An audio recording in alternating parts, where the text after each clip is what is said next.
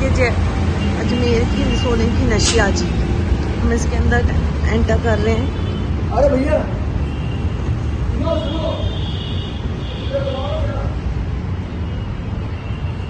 मानता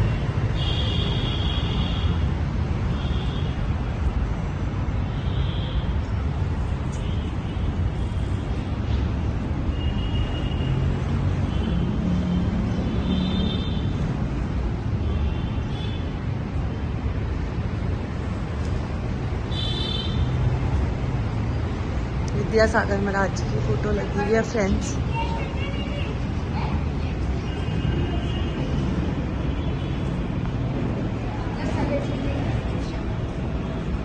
विद्यासागर जी की दीक्षा नशिया जी दी हुई थी।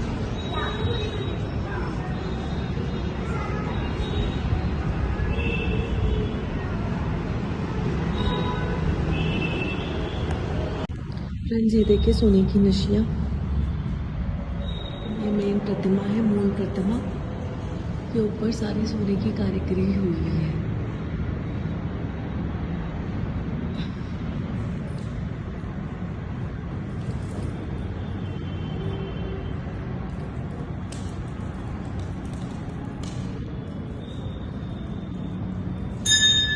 बहुत ही प्राचीन मंदिर है फ्रेंड्स देखिए ये भी प्रतिमा है सारी।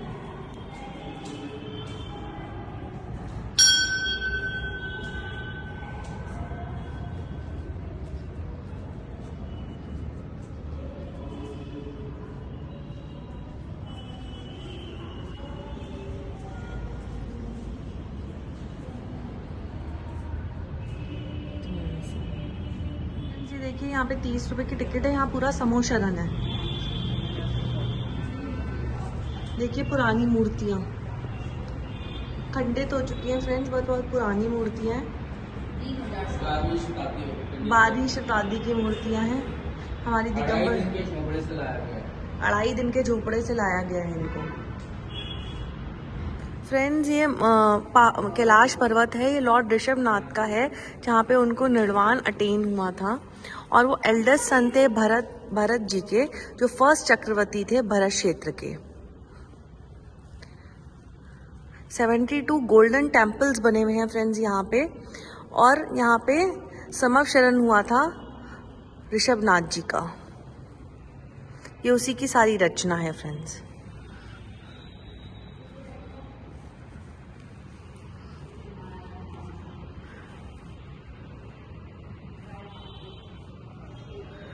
ये श्रेयंस ऑफ हस्तिनापुर को डिपिक्ट करता है फ्रेंड्स, ये जहाँ पे पहली बार शुगर केन जूस से ऋषभराज भगवान ने फास्ट तोड़ा था 400 दिनों का, और इस दिन को अक्षय तृतीया के नाम से सेलिब्रेट किया जाता है। फ्रेंड्स ये देखिए हम ऊपर चढ़ रहे हैं, यहाँ पे 3 फ्लोर्स ऊपर हैं।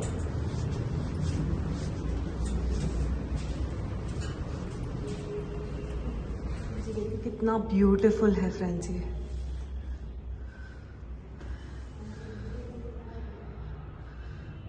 मैं आपको चारों तरफ से दिखाऊंगी फ्रेंड्स। सोने का बना हुआ है फ्रेंड्स ये।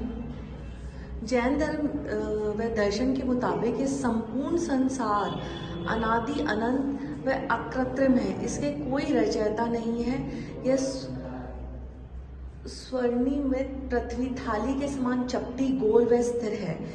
इस पृथ्वी पर असंख्य द्वीप और समुद्र हैं। ये सभी चूड़ी के आकार के समान गोल हैं और एक दूसरे के घेरे हुए हैं। इसे मध्यलोक की संख्या दी गई है, इसे मध्यलोक कहते हैं। मध्यलोक के बिल्कुल मध्य में प्रथम जम्बू का नाम द्वीप है, जो चारों तरफ से लवण समुद्र से घिरा हुआ है। जम्बू द्वीप के दक्षिण भाग में भरत क्षेत्र है। इस भरत क्षेत्र के 6 खंडों में से एक आर्य खंड है।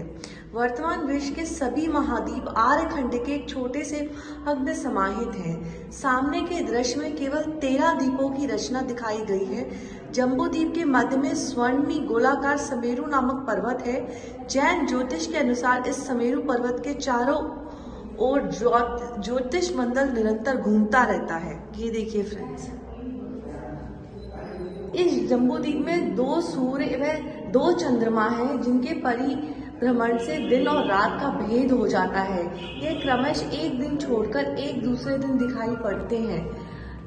कुछ तारे व नक्षत्र ऐसे भी हैं जो सदा स्थिर रहते हैं। सामने इस सुमेरु पर्वत पर जैन धर्म के इस युग के प्रथम तीर्थंकर श्री ऋषभनाथ देवों के द्वारा जन्माभिषेक महोत्सव मनाया गया था।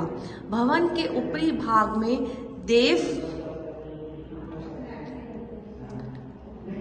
गमन अपने आप विमानों में बैठकर तीर्थंकर के जन्म कल्याण महोत्सव में हर्षोल्लास कर रहे हैं, बाजा बजा रहे हैं। सुमेरु पर्वत के ऊपर जाने के लिए देव निर्मित स्वचलित रतन सीढ़ी, जिस पर चढ़कर देवगण हाथों हाथ पांचवें क्षीर सागर के जल को स्वर्ण कलशों में लेकर पांडुशिला पर पहुंच रहे हैं और यहाँ पर सौधर्म और ईशान इंद्रों द्वारा तीर्थंकर का जन्माभिषेक किया जा रहा है।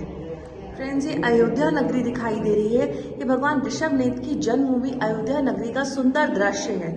भगवान के गर्भ में आने से 6 माह पूर्व इंद्र की आज्ञा के स्वर्ग के देव कुबेर ने नगरी का स्वर्णमयी बनवाया था। इसी अयोध्या में श्री ऋषभ कुमार की माता महारानी मेरु देवी का राजमहल का यहाँ मनोहारी दृश्य है। जो दूसरा दृश्य है फ्रेंड्स, यहाँ पर भगवान के जन्म होते ही सौधर में अनेक इंद्रों व देवों के साथ तीर्थंकर जन्म के प्रति भाविक पूर्वक ऐरावत हाथी पर सवार होकर आए हैं और अनेक प्रकार के संगीत में वाद्यों व उपहार जन समुदाय के जुलूस के साथ तीर्थंकर के जन्म से पवित्र अयोध्या नगरी की तीर्थ प्रतीक्षा की है। 3 फेरी ली है फ्रेंड्स। तत्पश्चात सौधर्म इंद्र की इंद्राणी ने प्रसूति गृह में प्रवेश किया। वह तीर्थंकर शिशु बालक के उपार स्नेह व भक्ति से देखती बाहर लाई और सौधर्म इंद्र की गोद में बालक को दिया।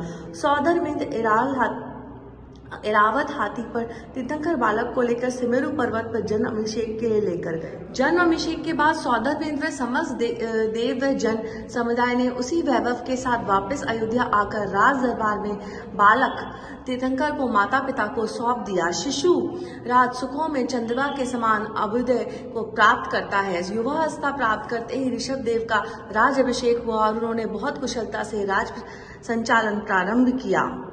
भगवान ऋषभदेव की माता मेरु देवी ने राजमहल में निद्रा अवस्था में रात्रि के पिछले पहर में नव बालक को जन्म आने से पूर्व मंगलकारी व अद्भुत 16 प्रकार के स्वप्न देखे। हाथी, बालक, बैल, सिंह, लक्ष्मी, 2 माला, चंद्रमा, सूर्य, 2 मछली, कलश, कमल सहित सरोवर, तालाब, समुद्र, सिंहासन, देव देवताओं का भवन, निर्धूम अग्नि व रत्न आदि देखे। इससे सुंदर भावों का यह दृश्य यहाँ अंकित है। फ्रेंड्स, ये अंकित है जो उन्होंने स्वप्न देखे। देवियों ने भगवान की माता की सेवा सूक्ष्म अत्यंत भक्ति भाव से की। भगवान के गर्भ कल्याणक का यह दृश्य यहाँ अंकित है। यहाँ के सौधर्म इंद्र व इंद्राणी के हाथों से भगवान को लेकर ऐरावत हाथी पर बिठाया गया और वे सुमेरु पर्वत के अभिषेक के लिए वहां जाते हैं और दृष्टिगोचर हो रहे हैं। प्रयाग में महाराज श्री ऋषभ देव ने शरीर व संसार के मोह छोड़कर वट वृक्ष फ्रेंड्स के नीचे निग्रंथ दिगंबर दीक्षा धारण कर संसार व भोगों के विषयों को मन वचन काय से त्याग कर संयम ग्रहण कर लिया और तथा अपने हाथों से अपने सिर के केशों का लोचन करते आत्म ध्यान में लीन हो गए। इस प्रकार दूधर तपश्चरण करते हुए उन्होंने 1000 वर्ष व्यतीत किए और पश्चात समस्त लोक व आलोक को युग पद जानने की क्षमता धारण करने वाला केवल ज्ञान प्राप्त किया। बहुत काल तक संसार को अहिंसा, सत्य, अचौर्य, ब्रह्मचर्य, अपरिग्रह तथा स्वादवाद के अनेकांत वाद आदि तैरण तत्वों का उपदेश देते रहे और आयु के अंत में कैलाश पर्वत अष्टापट से निर्वाण मुक्ति प्राप्त। लास्ट फ्लोर है। 3 मंजिलें हैं, ऊपर नीचे से लेकर ऊपर तक, और अलग अलग फ्लोर से अलग अलग नज़ारे नज़र आते हैं। और फ्रेंड्स, अगर आप सीढ़ी चढ़ने में आपको मुश्किल है तो आप नीचे वाला फ्लोर ही देखिए, क्योंकि ऊपर चढ़ने में और कई जगह भी छोटी है तो बड़े लोगों को शायद चढ़ने में प्रॉब्लम हो सकती है। बहुत ही सुंदर बनाया हुआ है। अलग अलग जगह से अलग अलग दृश्य दिखते हैं और उसके बारे में अच्छे से उनका डिस्क्रिप्शन दिया हुआ है दीवारों पे, तो आप देख सकते हैं। बहुत ही सुंदर हमारे जैन समाज की जागीर है ये, जो कि इतने अच्छे से इन्होंने संजो के रखी है अजमेर में। तो आप अजमेर की नशिया जी अजमेर जाएँ तो नशिया जी विज़िट करना बिल्कुल ना भूलें, बहुत ही सुंदर बनाया हुआ है। इसका टिकट अलग से है, मात्र 20-30 रुपए का टिकट है, तो आप टिकट ले सकते हैं। और फ्रेंड्स देख रहे हैं आपने उन्हें दीवारों में लोगों ने कैसे नाम लिख रखे हैं, इस तरीके से बिल्कुल मत करिएगा, इससे हमारी जो इतना सुंदर मंदिर है उसकी सुंदरता ख़राब होती है।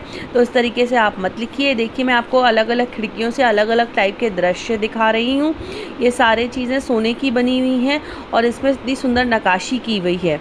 तो आप फ्रेंड्स यहाँ जाइए तो दान ज़रूर दे के आइए, क्योंकि इतनी सुंदर चीज़ को संभालने के लिए हमारे पैसे लगते हैं, और अगर हम अपने उसको संभाल के नहीं रखेंगे, उसके ऊपर खर्च नहीं करेंगे, तो फिर इनका रख संभाल और इनके ऊपर जो खर्चा होता है वो हो नहीं पाएगा और हमारी ये ख़राब हो जाएगी। तो आप दान ज़रूर दे के आइए और यहाँ ज़्यादा से ज़्यादा लोग जाइए, क्योंकि ये विद्यासागर महाराज जी का यहीं पर उनको दीक्षा मिली थी और यहीं से उन्होंने अपने जीवन की, अपने मोक्ष पथ की शुरुआत करी थी।